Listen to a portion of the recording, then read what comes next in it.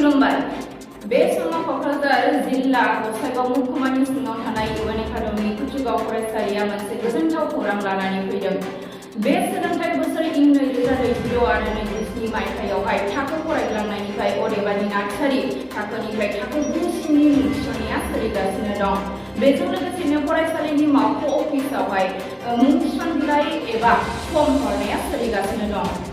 बेनिखायनो जायफोर जोथोनगिरि बिथांमोनहा गाव गावनि गथ'फोरखौहाय सासे गोग्गो गुन गोनां फरायसा आरो सासे राफोद फरायसा जाजानो गोसोब्ला जोंनि बे UN एकाडेमि कुचुगावआवहाय गाव गावनि खुदियाफोरखौहाय मुं थिसनफै।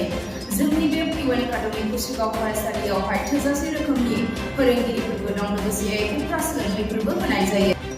माखासे सुबिदाफोर बे फरायसालियाव आलादा आलादायै हिनजावसा आरो हौवासाफोरनि थाखाय हस्टेल थानायनि खाबुफोर दं, स्मार्ट क्लासनि खाबुफोर दं, कम्पिउटार सोलोंथाइनि खाबुफोर दं, लोगोसे पेरेन्टबो फोरोंनाय जायो।